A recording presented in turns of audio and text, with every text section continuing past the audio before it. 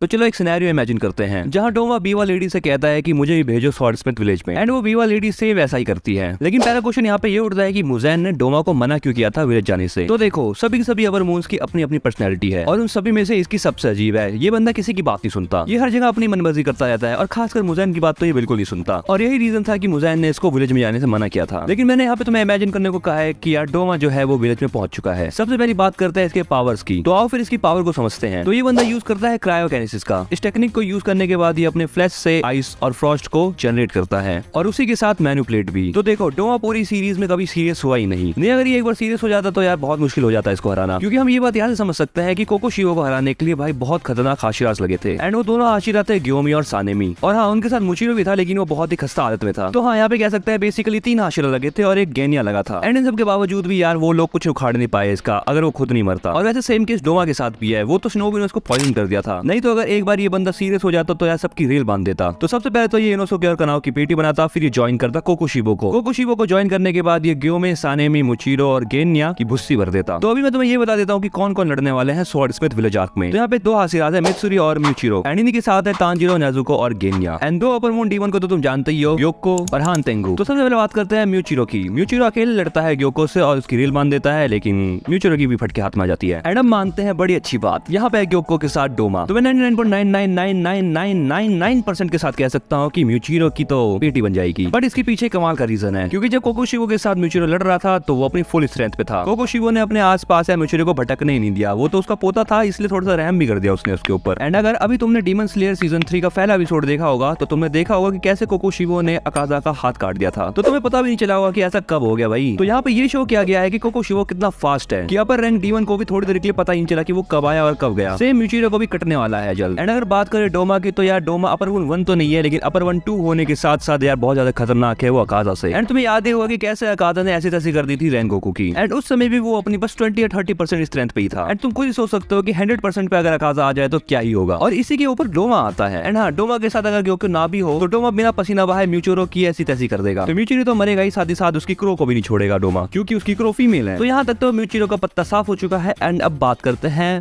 Mitsuri की। डोमा ने यहाँ पे तोकितो को मार दिया है एंड अब वो गुस्सा हो चुका है क्योंकि उसको एक भी फीमेल नहीं मिल रही खाने के लिए, इसलिए वो पूरे के पूरे विलेज में घूम रहा है। एंड वो घूम रहा है और घूम रहा है और घूम रहा है और तब से घूम रहा है और घूमे जा रहा है। एंड पता है उन्हें क्या दिखता है? मित्सुरी और हान तेंगु, और ये दोनों लड़ रहे होते हैं बड़े फ्लैशी स्टाइल में। एंड मित्सुरी म्यूचिरो से वीक है और मैंने ये चीज इस सारी वीडियो में बताई है, तो तुम देख लेना ऊपर आई बटन पे। बट अभी तुम भूले तो नहीं हो कि यहाँ पे डोमा के साथ साथ ग्योको भी है। तो अभी 3 डीमन है और अकेली मित्सुरी है। एंड अभी तुम्हारे मन में क्वेश्चन आ रहा होगा यार कि तांजिरो, नेजुको और गेन्या कहाँ है? तो गेन्या अमेरिकन ब्रीदिंग कर रहा है, तांजिरो का वही पुराना वो करे जा रहा है। नेजुको अपने डीमन फॉर्म में है और तांजिरो की फट रही है उसको भी देखकर। एंड ये तीनों लड़ रहे हैं हान तेंगु के ही पार्ट से, क्योंकि हान तेंगु अपने आप को 7 पार्ट में डिवाइड कर सकता है और इन 7 की अलग पर्सनैलिटीज हैं। तो अब मित्सुरी की तरफ वापस आते हैं। मित्सुरी की और फटे जा रही है सब कुछ देखकर। एंड डोमा ने किसी स्त्री को ढूंढ लिया है, उसकी लेग पीस खा रहा है and it's finger licking good. And वो डोमा मजे ले रहा है एंड डोमा बस मजे ले रहा है और वो वेट कर रहा है कि यार जल्दी ग्योको और हान तेंगु उसको खत्म करे। चलो ठीक है मित्सुरी मर गई है, तो चलो अब एक और पॉसिबिलिटी के ऊपर बात करते हैं। ये सभी एक साथ लड़ रहे हैं। तो यहाँ पे हमारे पास है टीम नंबर 1 जिसमें है upper moon 2 Lord Doma, upper moon 4 हान तेंगु एंड अपर मून 5 ग्योको दोनों। यस!